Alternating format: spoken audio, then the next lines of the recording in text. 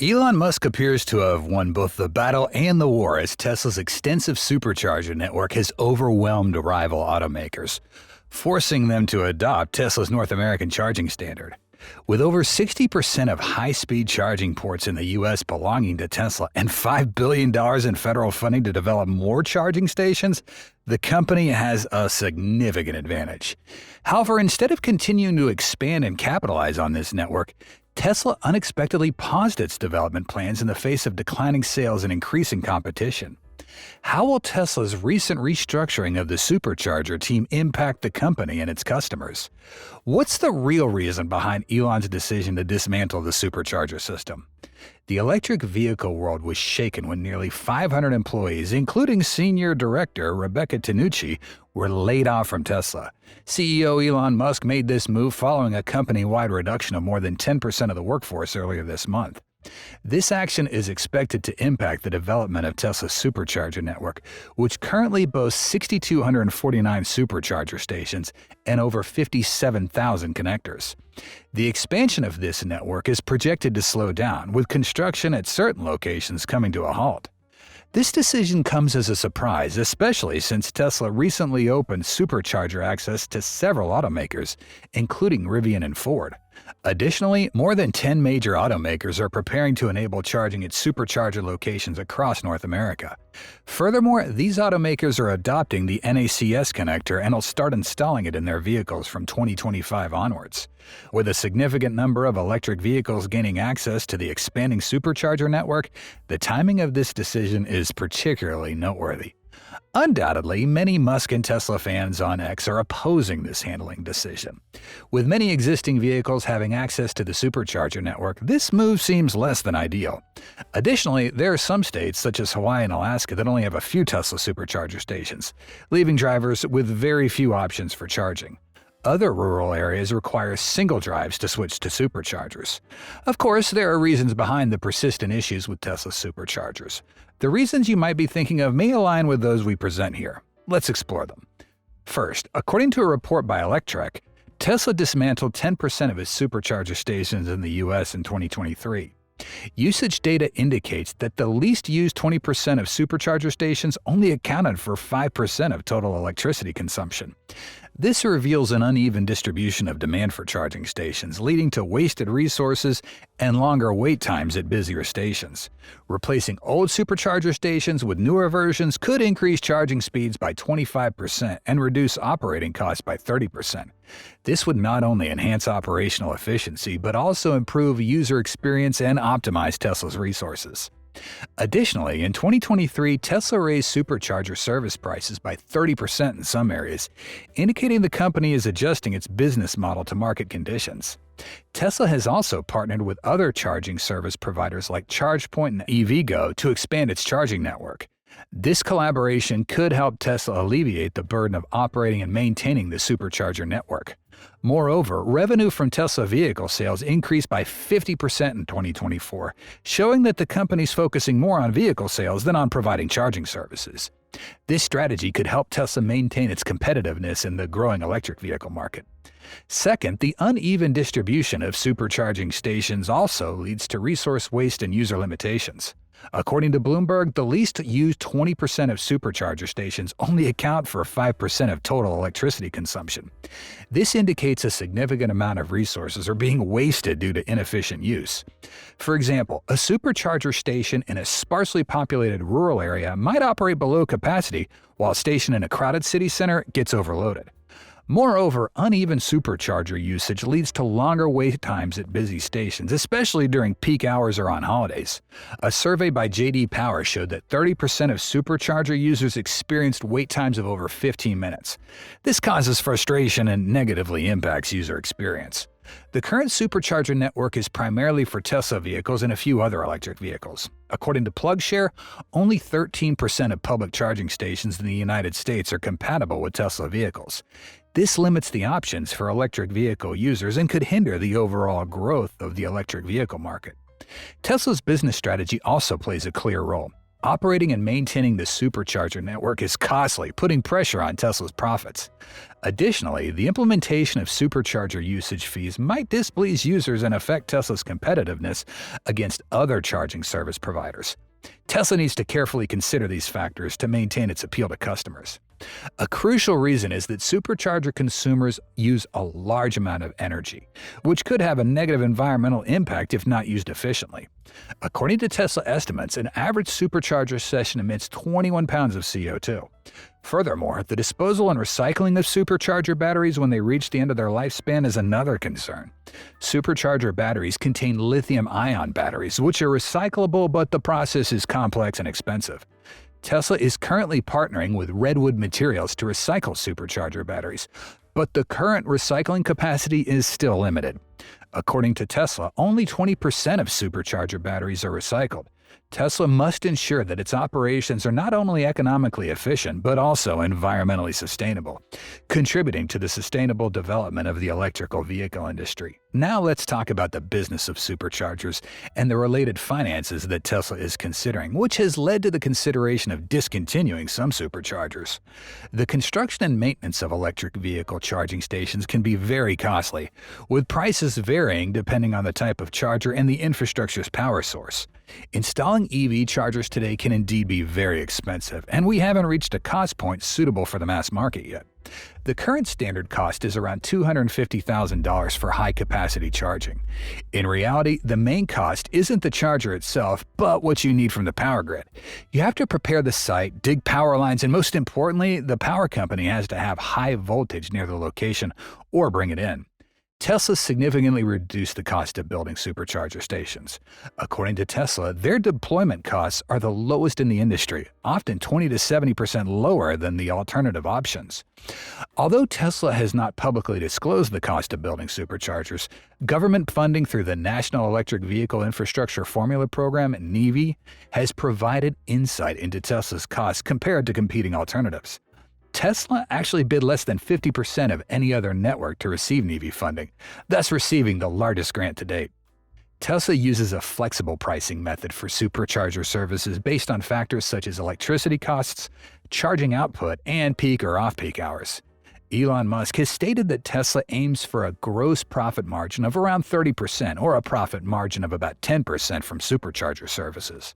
Although Tesla doesn't generate revenue from individual charging sessions, bundling into services and other business operations, recent income reports show that paying per Supercharger usage is still profitable and contributed nearly $500 million in gross profits to this segment in 2023. In the U.S., charging infrastructure is increasingly being bolstered by federal funding, and Tesla has been actively pursuing this. So far, they've received about $12 million in funding from NEVI for about 30 sites compared to many other sites, helping them secure the largest amount of funding. Charging and fueling infrastructure from the Biden administration through the National Electric Vehicle Infrastructure is part of President Biden's goal to develop the national charging network of up to 500,000 stations by the year 2030. States have allocated $1.5 billion in funding for 2022 and 2023 to support charger construction, with an additional $885 million for 2024. Government funding in the infrastructure bill has spurred a lot of work around creating electric vehicle charging infrastructure, but the process takes time. In addition to supporting the development of charging infrastructure, the programs also aim to address some common pain points. Currently, we're seeing standardization for operating time requirements, requiring 97% uptime on all federally funded chargers. Payment systems must be installed directly on these chargers, aiming for a more seamless charging experience for all electric vehicle drivers in the U.S. today. At the charging stations, we've understood from the outset that providing an excellent charging experience is crucial when you're considering buying an electric car. Elon Musk spent a decade building charging infrastructure when essentially no one else in the industry was doing so. Those 10 years provided an opportunity to achieve significant charging capability. When it comes to electric cars, what we're asking the public to buy isn't really a new car, but a new fuel source. Tesla's become the gold standard in making that transition simple and still maintaining that position. However, seeing that their ecosystem is somewhat affected, they have one of the most talented individuals leading Tesla's Supercharger and the beating heart of electric cars, indicating that companies don't care how well you perform. You could be cut at any time, or perhaps this is a 4D move by Musk. Truly a visionary leader, unmatched in the business world. You know your business plan's perfect after when firing employees, you realize you actually still need some of them to perform the task that they were fired for. Additionally, nothing motivates a diligent employee more than being suddenly fired and then being asked to come back to do a job with very little job security. Elon Musk's decision to rehire some members of the Supercharger team who had been previously laid off might be puzzling at first glance. After all, Tesla's move to remove them kind of raises questions about the company's strategy amidst challenges that face their Supercharger network. Tesla's long been a frontrunner in the electric vehicle charging infrastructure race. Despite CCS being the technical standard, Tesla's maintained a strong position by deploying a superior proprietary charging network. About 2 years ago, Tesla decided to push its charging connector to become the new North American charging standard. Although initially delayed, competitors eventually joined in, almost completing the switch to NACS and providing adapter units for their current customers during the transition period. There is, however, some speculation about whether this move benefits the entire electric vehicle industry. Having a single charging standard would undoubtedly be more convenient for consumers than the current situation with 3 connectors: NACS, CCS, and CHAdeMO. It's also beneficial for Tesla's Supercharger network. With more charging stations available in the US than all the other EV charging networks combined, Tesla can generate significant revenue by providing fee-based services to other electric vehicle brands. However, what remains unclear is why Tesla, as a car manufacturer, is making this move. The Supercharger network is a significant selling point for Tesla vehicles over others. While their technology is top-notch, there are other reasons consumers might prefer a Tesla. But as an owner of 2 non-Tesla electric vehicles, we can attest that competition is getting fiercer.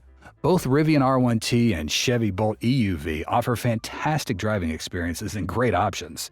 The only real limitation for either vehicle is a reliance on CCS charging stations, which are often fewer in number and more prone to offline maintenance compared to Tesla's Supercharger network. Recently, other vehicle brands have started to transition to NACS. Ford and Rivian have already been enabled for Tesla charging, and adapters are being shipped to allow existing CCS vehicles to use Tesla chargers. GM, Hyundai, and Kia, them and others are also expected to follow suit soon. This poses a significant challenge for Tesla. They've seen a drop in their car sales, likely due in part to consumers opting for other electric vehicle brands because Tesla's dominance in charging is now getting challenged. The move to rehire some of the Supercharger team members could be seen as a strategic response to this changing landscape, ensuring that Tesla's charging network remains competitive amidst growing industry rivalry. Why is Tesla opening its Supercharger network to these other brands? There are several important reasons behind Tesla's decision, one of which is to comply with the requirements of the bipartisan infrastructure law passed in 2021, aimed at developing electric vehicle charging infrastructure to address climate change issues. Tesla's committed to expanding their charger network, including 7,500 chargers from the Supercharger and Destination Charger networks for non-Tesla vehicles by the end of this year, which is also an ongoing project. Additionally, allowing other vehicles to use Tesla's Supercharger network also brings financial benefits to the company, as they can collect fees from the use of these chargers. Furthermore, expanding the number of chargers also equates to having more revenue streams from charging fees, which can be used to further build infrastructure. Given the importance of this, Tesla has the opportunity to receive federal subsidies to support infrastructure construction. In addition, opening up to all brands helps Tesla to adhere to its mission goal of accelerating the transition to EVs. While there may be some short-term profit impacts, this can help create a large and stable customer base for the future. This also contributes to Tesla's goal of promoting electric vehicle usage, not only their own, but also for the electric vehicle industry as a whole. In summary, by expanding its charging network and allowing other vehicles to use it, Tesla can achieve multiple goals, from meeting legal requirements and financial support to enhancing their mission in promoting electric vehicle usage. Besides, Elon Musk's decision to limit spending on Tesla's charging network has raised questions about the value of superchargers. While some analysts estimate that Tesla's supercharger business could be worth billions of dollars, Peter Ramsey, a former energy analyst at Argus and BP, believes that Musk's move to restrict spending on charging is a smart one. He noted in a recent post that in Tesla's first quarter earnings report, gross profit from services and other decreased by 40% to $81 million, with the largest single factor in the segment unrelated to fees revolving around profit from used car sales and part sales. Moreover, Ramsey cited an estimate that Tesla generated only $1.74 billion in revenue from charging fees last year, equivalent to 1.5% of total revenue. While the charging business is expected to grow in the coming years, it still remains a fairly insignificant part of Tesla's small service segment and hardly profitable, relatively speaking. Musk's decision to cut costs in a non-core area with ongoing high capex requirements and little chance of achieving attractive profit margins is understandable, even if perhaps not communicated in the best way. Tesla, before removing the Supercharger group, achieved $7.4 billion in global revenue from its charging business in 2030. Tesla generated nearly $100 billion in revenue from 2023 alone. Elon believes that the charging business could eventually stand on its own and be valuable. But our view is that fee generation is evolving from being a tool to help Tesla grow into something more highly valued based on its business opportunity prospects. This could extend further to decisions around divesting potential profit-maximizing segments, he wrote. It could be seen as a positive. Tesla's move to limit the development of the Supercharger network also opens the door for other companies to step in. EVgo is actively involved in developing the J3400 standard as a voting member, and we look forward to welcoming more Tesla drivers onto our nationwide fast charging network as we add NACS to our infrastructure. While EVgo is one of the larger companies in the industry, others believe that a new company could emerge to take over what Tesla started. We hope you'll experience the utmost relaxation after watching this video.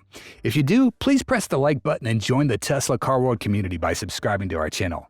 Hit the notification bell icon to stay tuned for any fantastic videos coming your way.